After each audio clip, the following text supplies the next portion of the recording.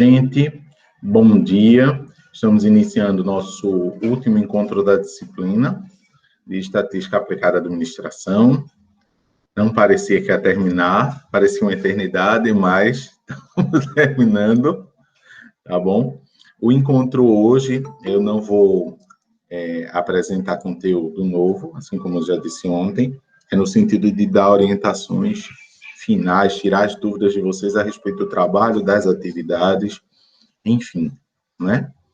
Então, é nesse sentido, eu acredito que vai ser bem rápido, mas sintam-se à vontade para vocês perguntarem o que vocês precisarem, tirarem as dúvidas que vocês quiserem.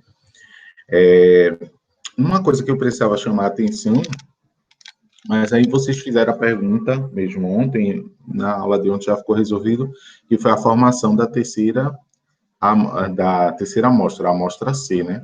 Que é aquela questão dos extratos e considerar 4,5% dentro de cada um, ou seja, um número limitado ali para o primeiro extrato, um número limitado para o segundo, para o terceiro e para o quarto.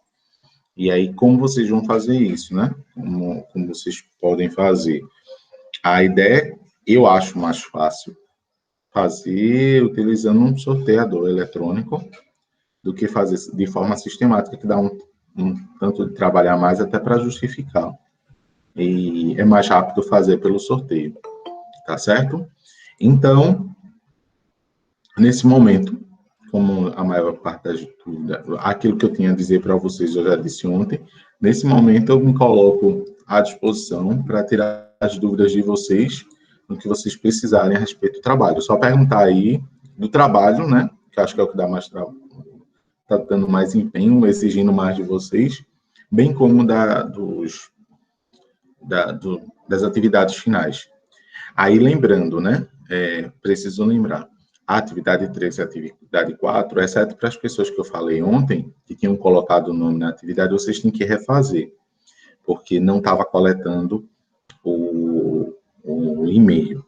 Agora está coletando e-mail todo mundo. Alguém acusou que não recebeu o recibo com as respostas. Eu vou verificar de um a um para ver se tem algum que não está para receber o recibo, para vocês poderem receber no e-mail de vocês. E a última atividade, eu fiz só uma modificação. Quem já respondeu não precisa se preocupar. É porque eu lembrei de deixar um espaço para vocês comentarem, não é obrigatório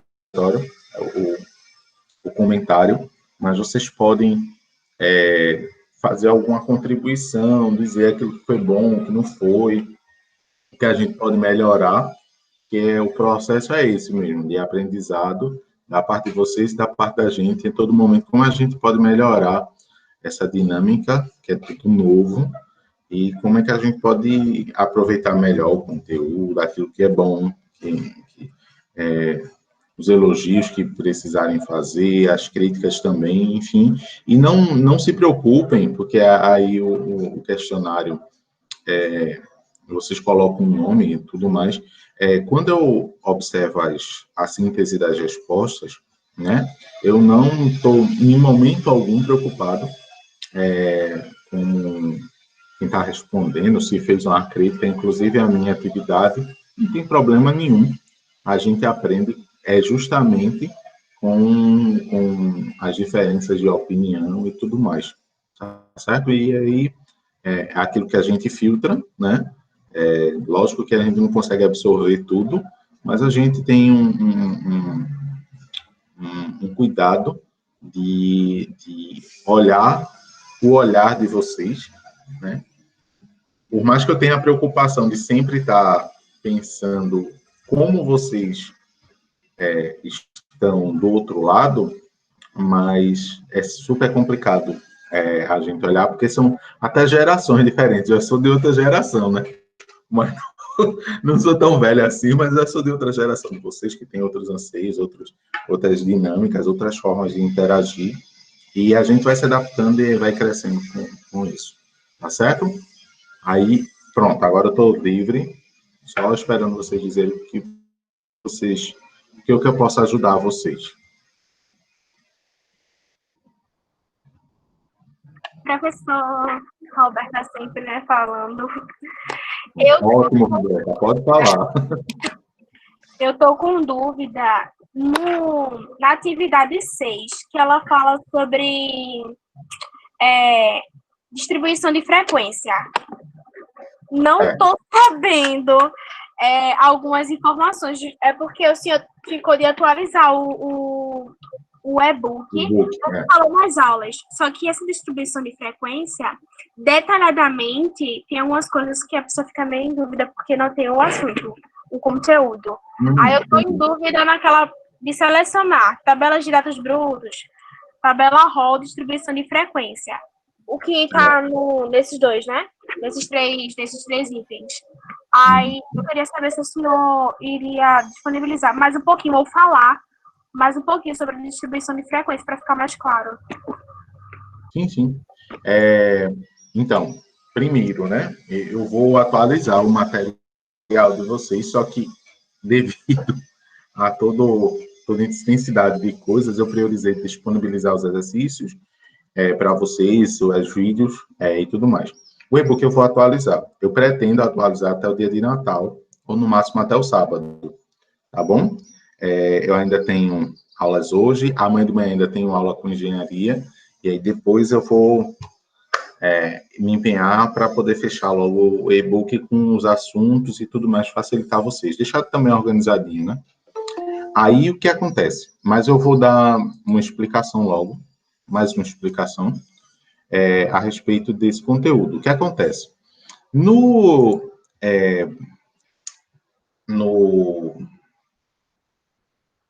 Quando a gente tem dados, né, a gente pode organizar eles em forma de tabelas, tá certo? O que é uma tabela? É um quadro, e que esse quadro ele é organizado com várias linhas e várias colunas, tá certo? Cada um daqueles retângulozinhos que sobra, que tem ali na composição, é o cruzamento de uma linha com a coluna, a gente chama de célula, tá bom? E cada célula vai ter uma informação. Existe uma linha em uma tabela qualquer, que é uma linha guia, que ela vai ter uma informação geral sobre aquilo que a gente está falando. Essa linha, essa coluna, a gente chama de cabeçalho ou linha principal. A primeira coluna, ela também tem informações que são super importantes, que a gente vai decifrar ali as duas informações, esse L, né, da coluna, da linha principal, que a gente também chama de cabeçalho, e dessa primeira coluna, a coluna principal, elas são que vão nortear todas as outras informações que estão nas outras células.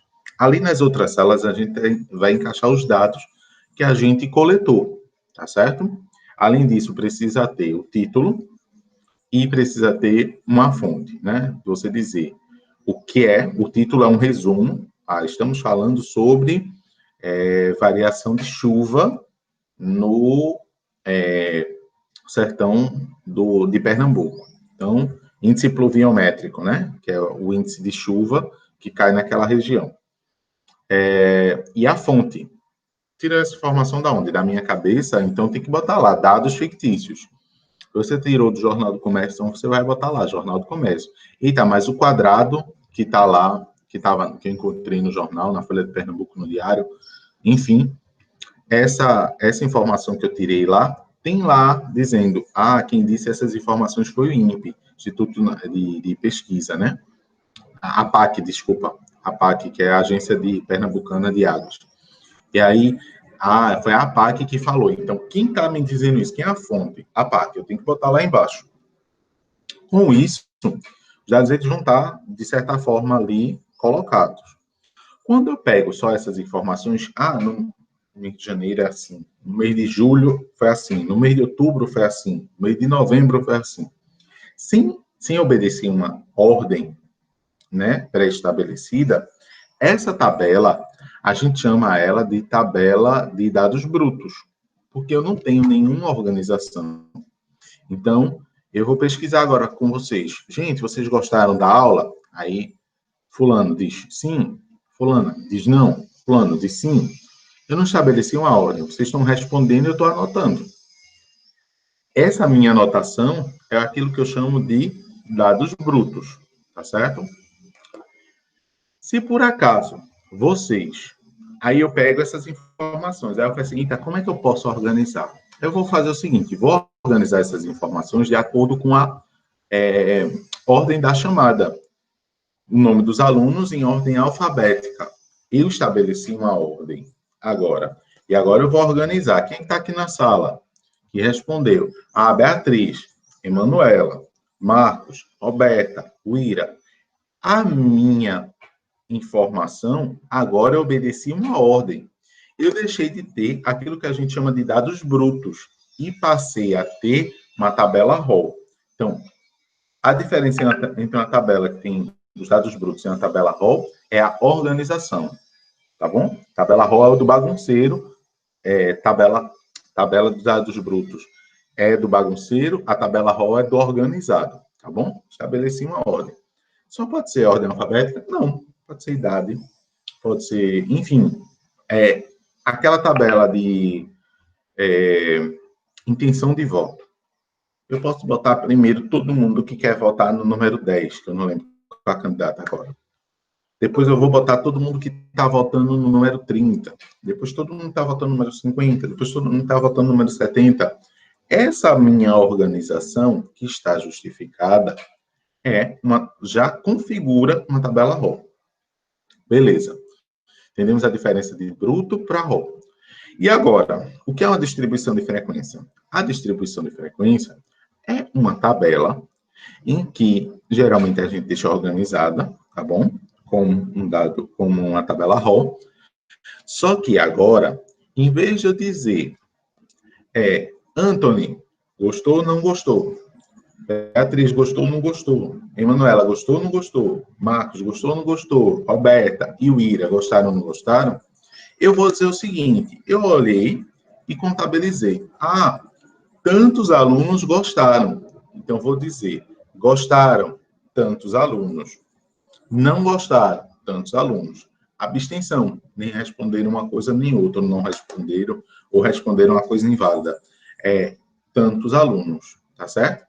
Quando eu pego aquela informação de preferência dos alunos a respeito da disciplina, e eu sintetizo isso em números, dizendo o número de vezes que aquele dado aparece, eu passo a ter uma distribuição de frequência. Tá certo? Então, distribuição de frequência é eu dizer quantas vezes cada uma daquelas opiniões que está na minha linha, na minha coluna principal, elas aparecem.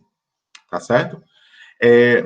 Por exemplo, se a gente pegar a tabela do Campeonato Brasileiro de Futebol e a gente fizer um recorte, nome do time, pontos ganhos, tá bom? Só isso, nome do time e quantos pontos está no campeonato. Já configura uma distribuição de frequência. Que frequência?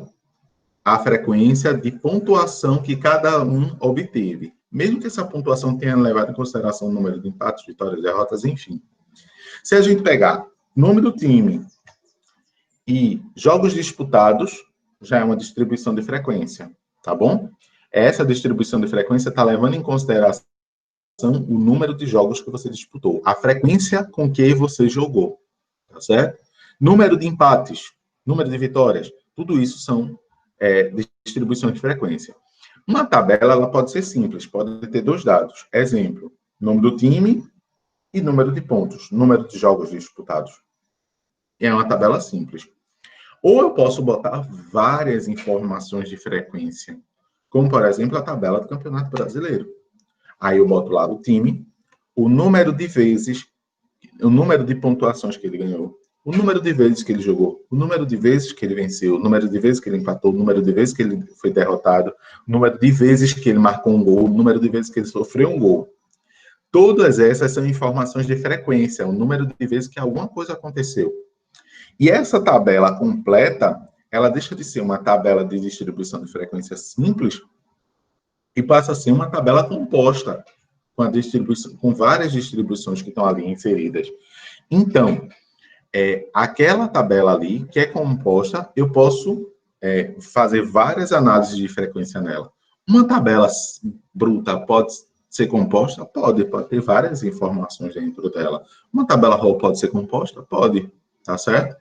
Aí, dentro da distribuição de frequência, a gente tem duas formas de classificação. Eu não pedi isso no exercício, até porque eu não cobrei isso de vocês, mas existem duas formas de classificação da distribuição de frequência. Ela simples, tá certo? E ela por classes ou intervalos. Tanto faz esse nome. Quer dizer, distribuição de frequência por classes ou chamada de distribuição de frequência por intervalo. As duas formas estão corretas. O que é que acontece? Qual a diferença da frequência simples e do intervalo? Na frequência simples, cada informação que eu tenho, eu vou numerar ela, tá, um número de vezes. Na de intervalo ou de classes, eu vou juntar um grupo de informações e vou dizer com que frequência aquele número de informações aparece. Exemplo, eu posso fazer uma tabelinha em que eu boto a idade. 16, 17, 18, 19, 20, 21 e assim por diante. Tá certo? 21 anos e assim por diante. Ou eu posso organizar de forma que eu junte por intervalos de idade. Exemplo, vou organizar primeiro adolescentes. Então, os adolescentes a gente considera ali entre os 14 e os 17 anos, tá certo? Entre 14 e 17 anos, adolescente. Entre 18 e 25 anos, os jovens. Entre 26 e 40, uma juventude meia-idade aí. Entre 41 e 59, uma outra. E de 60 ou mais, outra distribuição. Aí o que é que acontece? Se eu organizar uma tabela desse tipo, em que eu ponho a idade de cada um por conjunto agrupado, por exemplo, 14 aos 17, dos 18 aos 26, dos 20 aos 25, dos 26 aos 40, dos 41 aos 59 e 60, então eu estou organizando a tabela por intervalos, tá bom? Uma pessoa que tem 18 anos vai ser incluída nesse grupo. Uma pessoa que tem 21 anos vai ser incluída nesse grupo. Eu vou dizer quantas vezes ela vai aparecer. 5 vezes, 3 vezes, 8 vezes, 9 vezes. Então, a quantidade de vezes que aparece, eu posso chamar de quantidade ou eu posso chamar de frequência. Tá certo? E aí, isso, por si só, já caracteriza uma distribuição de frequência. Só que, dessa vez, ao invés de colocar uma distribuição de frequência simples, em que os dados são dados de forma única, a gente está colocando aqui de forma que existe um conjunto de informações com características comuns. O que caracteriza o intervalo, uma classe, tá certo? Separar, por exemplo, Sul-América, por continente, é uma forma de distribuição de frequência por classes. Todo mundo que está na América, eu vou incluir nesse conjunto. Todo mundo que está na Europa, vou incluir naquele conjunto. Então, países da naturalidade das pessoas que estão no Carnaval de Olinda, tá certo? E aí eu vou botar, veio do México, então eu vou botar lá continente americano. Se quiser até separar, América do Norte, enfim. Veio de Portugal, então vou lá incluir no europeu. Um japonês, então vou incluir lá no continente asiático. Essa é uma forma de informação blocada que caracteriza uma distribuição de frequência de classes. Respondi a pergunta? Sim, professor. Obrigada. Nada. Falei muito, não foi? Não, deu um resumo legal. Pronto. Tem mais alguma pergunta que eu posso fazer aqui? Referente aos resumos do trabalho de pesquisa, professor. Tá. Emanuela perguntou aqui, referente aos resumos do trabalho de pesquisa. Eu acredito que é para saber como pode fazer esse resumo, em que eu até recebi uma pergunta de alguém que eu não respondi ainda. A respeito desse resumo. Qual a informação que tem que ter nesse resumo? Até no áudio que eu ouvi, mas não respondi ainda, uma aluna perguntou, não sei se foi tu, Manuela, se não foi, é a mesma pergunta. se poderia colocar que observou que o índice era muito alto de mulheres que compunham a amostra, né? Isso é uma informação relevante, sim. Talvez, se homens, a maioria dos resultados fossem de homens, será que existiria a possibilidade da faixa de idade ou da opinião, por exemplo, de um candidato ir ser diferente? Entendeu? Hoje se discute muito mais a questão da presença das mulheres na política e até o papel das mulheres votando em mulheres ou não. Mas pesquisas indicam que é muito mais difícil uma mulher votar numa mulher do que votar num homem. A gente ainda tem esse preconceito da parte das mulheres mesmo em votar na própria mulher, né? Isso não estou falando nem as possibilidades mais altas, né? Prefeito, governador, presidente, etc. Mas dentro do vereador, ou vereadora, no caso, ou votar numa deputada. Então, ainda é muito tímida a participação das mulheres, porque as próprias mulheres não votam em mulheres. Eu mesmo tenho muitos amigos que votam em mulheres. Eu, há muito tempo, voto em mulheres para cargos, para dar representatividade e acessibilidade da mulher e tudo mais. Mas, enfim, a própria mulher, ela não, infelizmente, não se percebeu com esse papel, com essa importância dela na política. Tem muita gente ainda que acha que no lugar de mulher é na cozinha, né? E lugar de mulher é onde ela quiser. Mas vamos lá. Enfim, aí isso é um dado relevante que pode influenciar a sua pesquisa, né? Talvez se a maioria das respostas fossem de homens, tivesse uma opinião diferente. E aí você pode contribuir, sim, com essa opinião. A tendência para um candidato a mais ou menos, o número o valor das passagens, se você influenciar no deslocamento, você percebe que muito mais pessoas pagam um valor muito alto de uma passagem. Enfim, são considerações que vocês...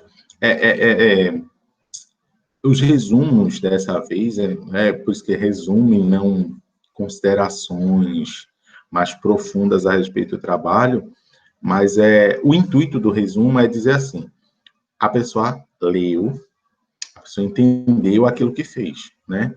A pessoa compreendeu os dados. Mesmo que a pessoa vá lá e, às vezes, é repetitivo, né?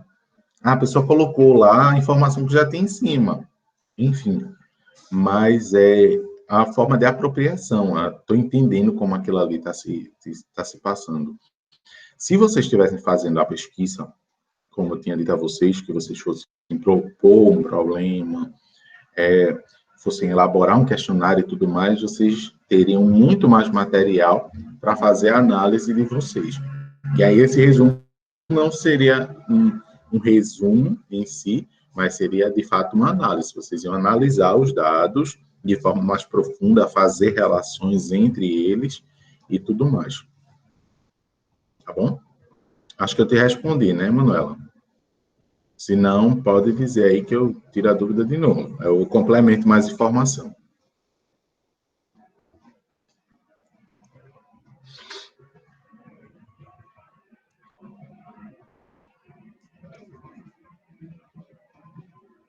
Pronto, ótimo.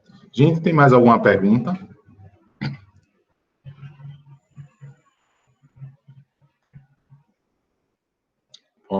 Posso ajudar vocês agora, nesse momento, com mais alguma informação?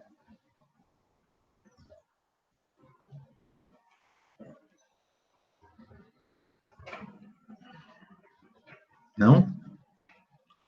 Então, eu vou aproveitar esse momento para agradecer a cada um de vocês pelo empenho, pela paciência, pela dedicação, pelas contribuições, pelo esforço, porque a disciplina é proposta pelo professor, mas sem o aluno, a disciplina é apenas uma formalização. Eu espero que, com todos os percalços, algo do conteúdo de estatística tenha ficado com vocês. Se vocês tiverem dúvidas no futuro, A respeito do conteúdo, podem procurar, podem mandar mensagem. O prazo, vocês sabem, de entrega de todo o material. Assim que possível, eu vou botar numa planilha o que vocês já forem fazendo. Acho que, não sei, eu vou deixar até eletrônico. Vocês, à medida que eu for atualizando, vocês vão vendo das atividades que vocês vão fazendo, tá bom? Vai chegar no início de janeiro e eu vou colocar uma planilha com notas, que se vocês, por acaso, precisarem recuperar alguma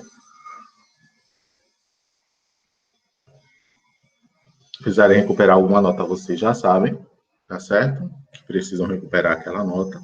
Os trabalhos vocês vão terminando, vão mandando. Sim, trabalho eu vou deixar escrito, mas é para mandar para ou prof. Rafarelo, prof.rafarelo@gmail.com ou rafael.silva@cabo.ifpe.edu.br, tá bom? Novamente agradecer a vocês. Eu espero que o mínimo que seja tenha colaborado aí com a vida acadêmica de vocês. Vocês estão livres agora de matemática e de estatística, vão seguindo agora os caminhos da administração, mas nunca esqueçam que mais importante do que a matemática, do que a administração, é o cuidado, né? O cuidado com vocês mesmos, se cuidem, se preservem, cuidem dos seus, preservem os seus, digam que amam, mantenham as amizades. Eu sei que o curso de administração é um curso por si só, que ensina a competir, a competição entre vocês tende a ficar acirrada, mas as portas que a gente abre, né, que a gente sabe abrir, que a gente, mesmo quando precisa deixa essas portas abertas, elas seguem por toda a vida. Então, esse é o curso, pode ser o curso da vida de vocês? Pode, mas ele vem somar a vida de vocês, tá certo? Ele não vem determinar o que vocês são, mas ele vem para fazer brilhar aquilo que já é de vocês, tá certo? De todo o coração, um Natal maravilhoso, que a luz do Menino Jesus possa iluminar o coração de vocês, das famílias de vocês, que esse ano venha, de 2001, iluminado, né? Que a gente tenha menos dificuldades, que a gente consiga voltar logo a se encontrar presencialmente, e quando a gente pudesse encontrar presencialmente, pudesse abraçar, faço questão de deixar um abraço pessoalmente para cada um de vocês. Tá certo, gente? Beijo, tchau, tchau, beijo no coração, e agora a gente segue somente pelo nosso WhatsApp, pelo e-mail, pelo Classroom, e sigam todo mundo aí o caminho, tá bom? Tchau, tchau.